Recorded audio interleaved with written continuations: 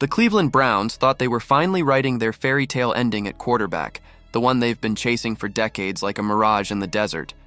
But instead of a hero, they got ghosted harder than someone left on red while their crush uploads new stories with someone else.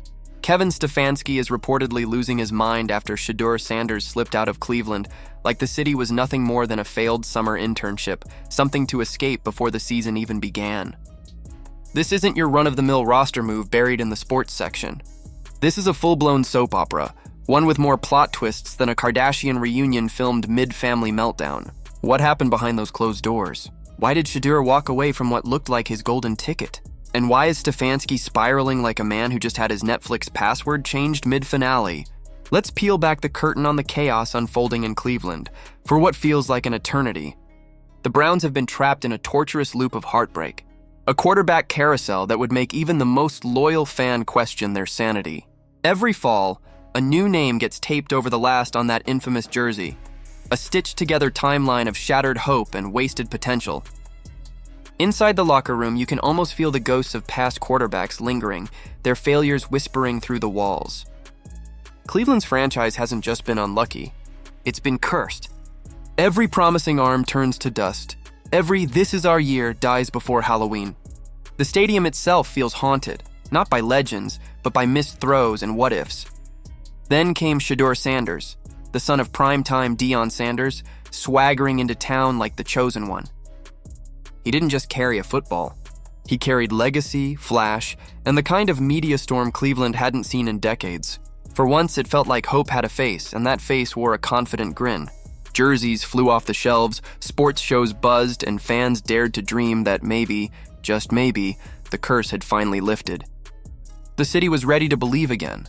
But Cleveland hope is a dangerous thing, because just as quickly as Shedeur arrived, he was gone. No emotional farewell, no Instagram goodbye, no thank you, Cleveland. He simply vanished. One minute he's smiling at the podium, the next he's vapor. No trace, no closure, nothing. It was as if the Browns' latest savior woke up one morning, looked around, and decided he didn't want to be part of this nightmare after all. Stefanski was reportedly blindsided, left sitting at his desk staring at an empty locker and wondering how the franchise's next chapter had burned to ashes before it even started. And let's be real, Kevin Stefanski didn't take it well. This isn't a man known for emotional restraint to begin with. Being the head coach of the Browns ages a person in dog years. Every loss adds another wrinkle. Every blown lead steals a night of sleep. So when the quarterback he pinned his final hopes on vanished into thin air, Stefanski reportedly snapped. His meltdown wasn't quiet or dignified, it was volcanic. Sources describe him pacing the halls, red-faced, muttering about loyalty and betrayal, like a man watching his career collapse in slow motion. He wasn't just angry, he was heartbroken. Behind the scenes, insiders whisper that Stefanski was obsessed with Shedeur, sketching out plays for him, shaping entire game plans around his skill set, seeing in him not just talent but salvation. And when that dream dissolved overnight, it wasn't just a professional loss, it was personal. It was the football equivalent of watching the dream house you built by hand get flattened by a tornado. Every coach in Cleveland knows how fragile hope is, but this one hit different. It wasn't just another failed experiment, it was supposed to be the fix. And now, the Browns are right back where they started, broken, desperate, and cursed. You can hear the ghosts of Manziel and Mayfield laughing somewhere in the ether. The Browns' quarterback woes aren't just bad luck, they're systemic. It's as if the franchise is genetically engineered to destroy promising careers. The list of failed quarterbacks is longer than some teams' Hall of Fame rosters, and each new name becomes just another patch on that meme-worthy jersey, a tragic reminder of how hope dies in Cleveland. Which brings us back to Shedeur Sanders.